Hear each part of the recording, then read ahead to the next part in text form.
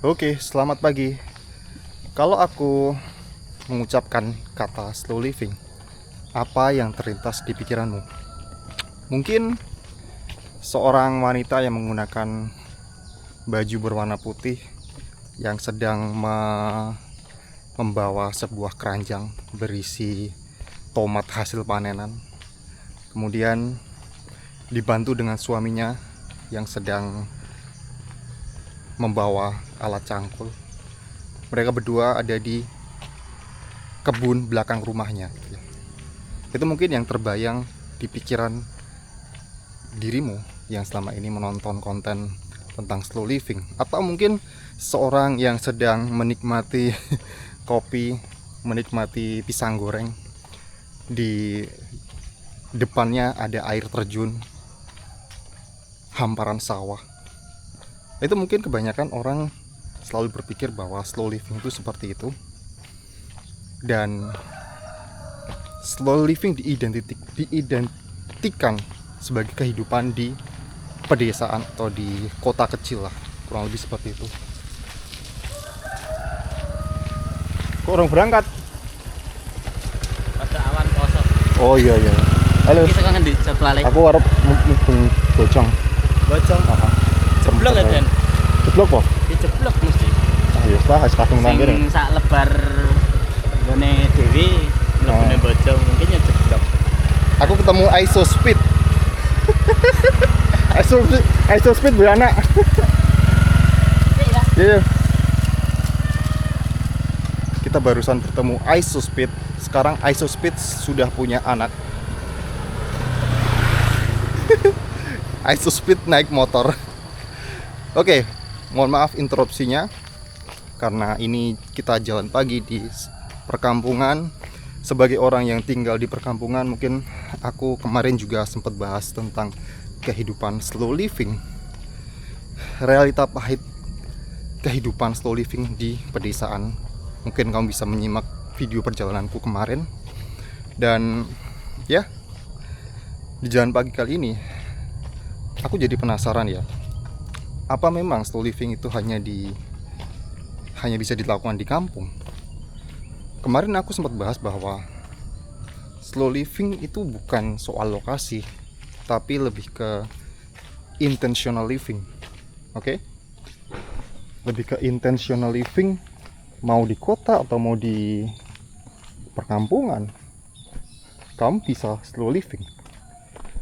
Cuman kalau misal slow living di perkotaan, aku bisa melihat tantangannya itu jauh lebih besar dibandingkan di kampung seperti ini. Oke? Mbah? Aduh, iso lewat raya kayak. Salah kata. Lincak seping kiri. Oh. Bentar, kita lewatin dulu ya.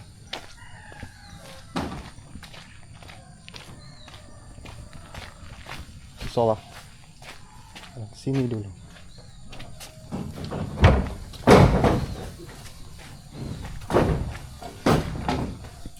Lewat, Kang. Oke. Wow, free-nya. Oke. Kita banyak sekali interupsi di awal, tapi kita tetap berjalan kaki, olahraga pagi. Nah, tadi aku bilang kalau slow living itu tidak serta-merta didasari oleh mau hidup di kampung atau di kota kan. Itu lebih ke intentional living. Cuman memang di kota tantangannya lebih berat. Nah, aku tertarik untuk membahas atau bercerita soal itu. Apakah bener ya kata si temanku si ISO Speed tadi, ISO Speed Jawa, jeblok atau becek, nggak apa-apa lah, udah ambil rute ini. Ih, beneran becek coy. Nah, aku penasaran pengen membahas bagaimana sih cara hidup slow living di kota yang besar, kota yang serba cepat, kota yang mengedepankan produktivitas tingkat tinggi. Aku penasaran, dan jujur ini bukan sebuah pengalamanku karena aku lebih Aku pernah hidup di kota besar di Jogja lah, tapi bukan yang besar banget kan Jogja itu. Tapi di jalan pagi kali ini aku pengen kayak sharing apa yang udah aku pelajari ya, bukan pengalamanku. Mungkin kamu punya cita-cita untuk hidup slow living di kota dan bisa mendapatkan insight menarik dari perjalanan kali ini sambil menemani aku jalan pagi kali ini. Setelah tadi mendapat banyak interupsi, kalau kamu masih stay di sini, aku ucapkan thank you. Wow, lihat. Tadi banjir, kemarin banjir, sekarang udah kelihatan. Kita lewat titik 0 km lagi. Atau kompleks pemakaman. Ya, titik 0 km adalah kompleks pemakaman di mana semua hal yang terjadi pada hidup kita itu kembali lagi ke nol. Dari tanah kembali ke tanah. Itu adalah setiap kali kita lihat kuburan, aku akan mengucapkan kita lewat titik 0 km. Oh bener sih, jeblok nih, ya kan. Oh ya, anyway, aku belum melakukan ritual Caminante terlebih dahulu ya. Jadi ritual Caminante adalah melihat jam terlebih dahulu. Sekarang pukul 8.03. Yes, 3 Maret 2026. Selamat hari Selasa. Ayo kita jalan pagi sambil ngobrol-ngobrol tentang bagaimana cara slow living di kota besar lebih tepatnya. Nah, kembali lagi aku tekankan, ini bukan pengalamanku. Aku bukan berbicara soal pengalaman, karena ya aku nggak punya pengalaman bagaimana cara slow living di kota. Ya mungkin dulu ketika aku kuliah nggak bisa lah dibandingkan. Kalau misalnya sekarang kamu bekerja, kan biasanya orang yang punya keresahan slow living itu adalah orang yang sudah penat atau jenuh dengan kehidupan kota yang serba produktif, serba cepat gitu kan. Udah jenuh dengan asap polusi, jenuh dengan kemacetan dan lain-lain. Makanya mereka sangat mendambakan orang-orang. Mungkin kamu kalau misalnya tinggal di kota besar juga mungkin mendambakan kehidupan slow living di perkampungan. Oke. Tapi ya kembali lagi, slow living is not about a place, bukan soal tempatnya, tapi lebih ke niat bagaimana kamu memilih lifestyle, intentional lifestyle. Karena aku akan menceritakan pengalamanku. Kalau ini pengalamanku ya, aku tinggal di desa, tapi sometimes kehidupanku itu nggak se-slow living itu. Contoh aja lah, kayak semalam. Ini ada sebuah pengakuan di depan dirimu ya. Semalam aku tidur hanya sekitar 2 jam karena ada sebuah proyek deadline yang harus selesai minggu ini. Setelah aku berhari-hari jarang banget insomnia, tapi memang karena ini lagi ada project dan dituntut kayak cepet gitu. Semalam aku ngelembur pekerjaan itu dan ini bertolak belakang sekali dan dengan kehidupan di perkotaan, di mana mereka bisa tidur dengan tenang, tidak usah memikirkan pekerjaan. Sedangkan sekarang dampaknya juga aku sekarang ini kurang tidur. Tadi biasanya aku setelah sahur itu nggak pernah tidur, tapi tadi tidur, menyempatkan tidur, bangun jam 6. Dan kita tetap jalan pagi tapi karena ini udah komitmenku. Tapi intinya adalah yang pengen aku ucapkan, kamu bisa hidup di desa tapi masih ketakutan dengan deadline, masih ya deadline itu penting. Tapi aku ngerasa kenapa deadlineku itu aku kerjakan di malam hari, karena ada sebuah manajemen waktu dari diriku yang kurang begitu bagus, sehingga itu baru aku kerjakan di malam hari. Nah, bisa aja kan kamu itu di desa tapi kalau manajemen waktu kamu kurang bagus, ya kamu kayak aku tadi. Tapi sebaliknya, kalau kamu di kota, kamu punya manajemen yang sangat proper, sangat bagus, kamu tahu, kamu udah bisa menerapkan time blocking lah dengan bagus, ya kamu nggak akan kayak aku barusan, kayak mengorbankan waktu tidurku, dan kamu bisa hidup tenang gitu ya. Ujung-ujungnya apa sih slow living itu? Apakah slow living itu sesimpel kayak melihat air terjun, bertanam, bercocok tanam di kebun belakang rumah? Nggak sesimpel itu. Ini lebih ke dalam state internal kita. Bener becek, bener kata si Isospit, lebih ke internal diri kita.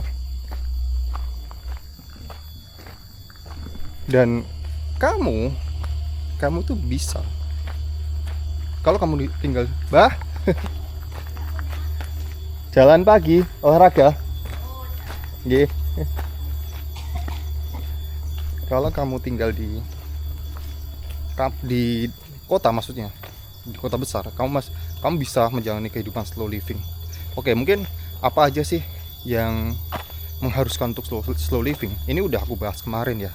Kehidupan yang kayak menolak tergesa-gesa, menolak multitasking, lebih ke, kalau pernah baca bukunya Essentialism, kayaknya itu itu sangat-sangat slow living ini deh, sebuah pemahaman untuk menjalani kehidupan slow living lah, dimana kita mementingkan hal-hal esensial dan bisa mengesampingkan hal-hal yang nggak penting. Nah itu kan seperti itu yang harus kamu lakukan. Terus kehidupan bersosial, karena menurutku slow living itu, ya katakanlah gini lah, kalau kamu hidup di desa, punya pemikiran yang tadi aku bilang slow living itu adalah hidup di desa terpencil tanpa sebuah kehidupan sosial, menurutku sama aja. Buat apa slow living kayak gitu?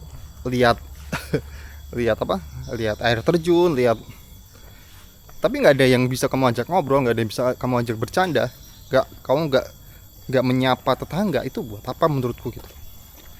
Oke, jadi kayak kehidupan sosial itu juga penting, dan ini tantangan bagi warga perkotaan kan, karena tidak akan seramah orang-orang di desa seperti diriku, seperti yang privilege yang kumiliki gitu.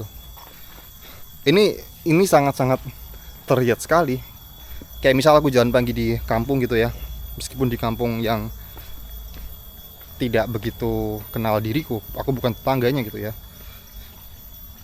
mereka ramah gitu loh, mereka sangat ramah. Tapi kalau misalnya aku jalan pagi di kota, di alun-alun, di pantai, di mana, pokoknya di pusat keramaian, itu mereka biasanya sangat tidak seramah di desa.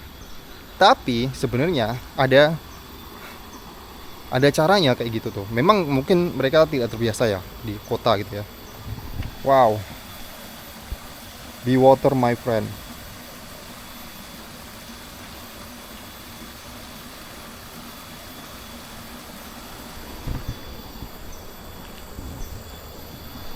Mereka tidak seramah di pedesaan. Tapi menurutku, dari pengalamanku ya, misal kita udah kontak mata dengan seseorang, ya meskipun kebanyakan orang yang di kota itu biasanya mereka itu sibuk dengan gadget mungkin, atau kayak mereka jarang kontak mata. Tapi kalau sekalinya kontak mata, sesuatu yang dilakukan, ingat kita adalah makhluk sosial dan kita itu kayak mengimitasi makhluk lainnya. Kalau kita senyum terlebih dahulu, dan menyapa kayak halo mas, atau ya sesimpel kayak gitu, mau kemana mas, atau kayak gitu, basa-basi lah intinya, small talk, small chat, 90% sesimpel gini aja lah. Kalau kamu ajak senyum, kalau misalnya kamu nggak suka dengan small talk, kamu ajak senyum, biasanya mereka akan membalas dengan senyuman. Karena ya yang ku bilang tadi, kita makhluk sosial dan kita mengimitasi, kita meniru orang lain. Kalau dia lihat kita senyum, kecenderungan dia juga akan ikut senyum. kecenderungan kayak gitu. Itu mungkin yang aku nggak tahu ya, kalau kota besar kayak Jakarta atau Medan gitu ya aku nggak tahu, atau Surabaya aku nggak tahu. Tapi kalau di Jogja itu masih bisa kayak gitu, meskipun ya tidak seenak di kampung gitu loh. Di kampung mungkin bisa di kayak tadi ya, contoh di ada nyamuk. Kalau di kampung kayak tadi kita bisa ditanya duluan, kalau di kota mungkin enggak gitu. Oke. Nah sekarang apalagi yang harus diperlukan kalau pengen menjalani kehidupan slow living di desa, di kota. Kalau misalnya pengen menjalani kehidupan slow living di kota, yang aku baca tadi apa ya? Bentar, aku inget-inget dulu ya. Oh iya ini. Ingatlah bahwa setiap kota itu punya zen spot. Zen spot maksudnya adalah di mana titik titik paling damai di kota. Mungkin di perpustakaan, oke. Perpustakaan kan pasti damai. Mungkin di taman kota. Akan selalu ada tempat kayak gitu yang bisa kamu gunakan untuk kayak merenung atau kayak berdiam diri atau menikmati suasana kota. Nggak harus kayak di kampung, Kalau misalnya Pripun, Mbah? Ajeng nopo? Beres. Oh, Yang jago di jalan-jalan. Oh, jalan. jambu. Terjabuk. Oh. Tanggo. Iya. Daerahnya pundi? Sawit. Pundi?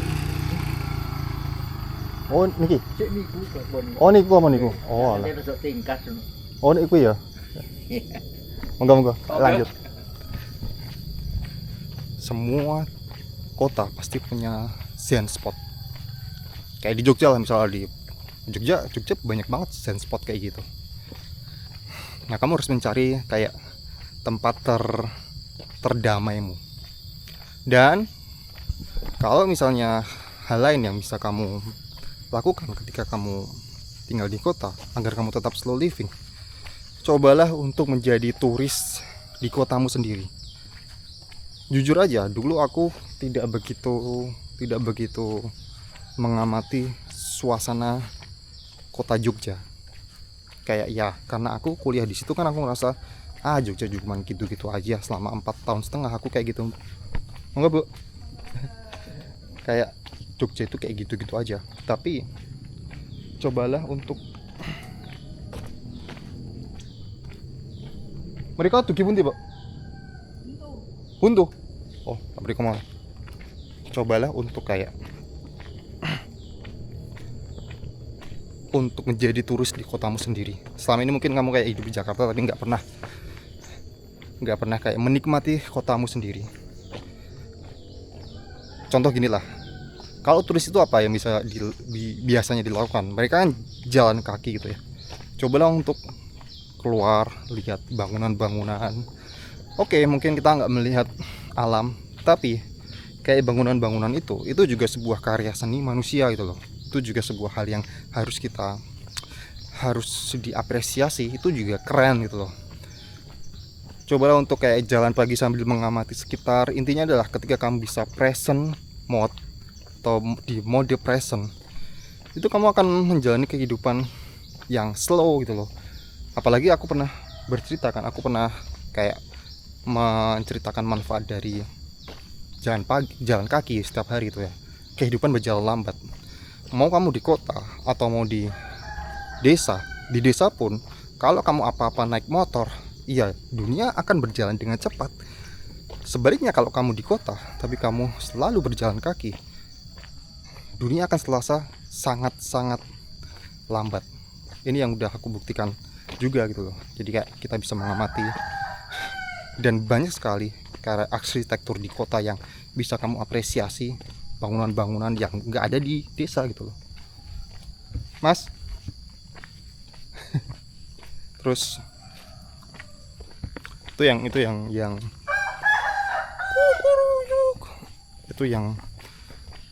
bisa kamu terapkan. Karena gini, karena aku percaya bahwa untuk tinggal di sebuah kampung desa itu bagi sebagian besar orang adalah privilege. Tapi sebaliknya, kalau misalnya untuk sebagian besar orang juga tinggal di kota, itu adalah yang nggak bisa dimiliki oleh semua orang gitu. Tak. Terus wow. Kayaknya aku belum pernah lewat sini deh. Pernah nggak sih? Oh, kayaknya pernah deh.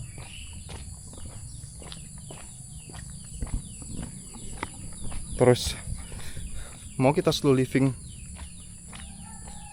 ingin slow living dimanapun, kita bisa melakukannya terlepas dari lokasinya. Ya intinya adalah, ya udahlah, kalau kita punya slow living itu ada pilihan, bukan keadaan. Aku sebagai orang kampung sendiri juga bisa mengkonfirmasi bahwa nggak semua orang yang tinggal di desa itu slow living. Bahkan bisa aja di kota itu jauh lebih slow living, dimana mungkin secara penghasilan, secara fasilitas itu jauh lebih bagus. Karena apa ya, kembali lagi ketenangan, kayak kesehatan, mungkin fasilitas kesehatan jauh lebih oke. Terus fasilitas kayak air bersih dan sumber makanan dan lain-lain itu mungkin kalau di kota melimpah gitu loh. Kalau di desa bisa konfirmasi juga banyak kayak kondisi sosial, kondisi alam, kayak contoh misal bencana dan lain-lain, itu yang kadang bikin orang yang ada di desa pun nggak bisa slow juga, jadi kayak gerusa-gerusu. Apalagi kondisi sosial ya, yang udah aku ceritakan kemarin. Jadi ini lebih ke intentional apa yang kamu lakukan di kota itu. Jadi kayak jangan pernah berpikir bahwa slow living itu harus di desa. Dan aku tadi sempat ngomong juga ya, kalau misalnya mungkin kalau penghasilannya besar itu bisa, Mas. Halo. Kalau penghasilannya besar di kota itu mungkin bisa jauh lebih tenang, tapi nggak menjamin juga, karena kembali lagi banyak faktor kan. Kecerdasan finansial, orang yang penghasilannya besar belum tentu juga bisa hidupnya slow gitu, kembali lagi lifestyle dan lain-lain. Jadi sebenarnya banyak faktor lah yang mempengaruhi untuk bisa slow living, tidak hanya soal faktor lingkungan aja. Lingkungan itu hanya sebagian kecil dari faktor yang bisa menentukan slow living. Ya, memang kalau kita manusia itu kita cenderung lebih suka melihat yang hijau-hijau itu dibandingkan lihat beton. Tapi andai kata melihat dedaunan hijau setiap hari itu kita hapus, kayak misal kamu tinggal di apartemen mungkin, ya kamu masih bisa slow living kok. Terus tadi yang apalagi ya, masalah sosial itu ya kembali lagi, justru malah kayak apa ya, kalau kamu di kota tapi punya komunitas sosial yang solid, itu justru malah lebih baik lah daripada di desa atau di kampung. Karena di kampung tuh banyak ini tergantung orangnya juga sih, banyak sekali kayak kewajiban yang sifatnya sosial, yang mengharuskan kita melakukan sesuatu yang bertolak belakang dengan keinginan kita. Hai Kitty. Kewajiban sosial yang mengharuskan kita untuk kayak serawung, terus kemudian kayak hadir ke sebuah acara yang tidak ingin kamu datangi. Ya itu konsekuensi gitu loh. Kalau di kota itu cenderung lebih selektif dan bisa memahami, oh dia ada pekerjaan, dia pulangnya malam, bisa memahami kayak gitu. Kalau di desa nggak bisa, maksudnya jarang yang, karena gini loh Mbak, karena kalau misalnya di desa rata-rata pekerjaannya itu hampir semua sama gitu, kayak petani, pekebun gitu kan, pedagang, dan mereka jarang banget punya lifestyle, punya pekerjaan jam kerja yang sampai malam. Berapa?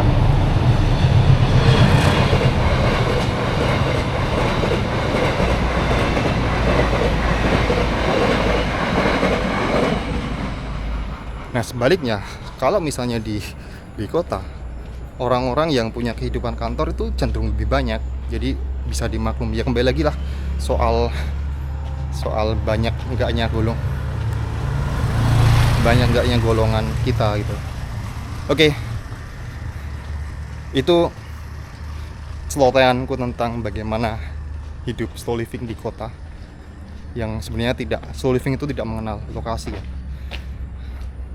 Obrolan kali ini mungkin agak sedikit ngalor ngidul karena memang efek dari kurang tidur, tapi anyway, terima kasih udah nemenin aku jalan pagi kali ini. Thank you. Kita udah sampai di rel kereta. Jalan pagi kali ini aku cukupkan sekian ya. Oke. Terima kasih, dan kita bertemu lagi di Caminante hari ke-54. Join Caminantes kalau kamu pengen dukung perjalanan 1000 hari ke depan. Oke. Say hello. Halo. Oke.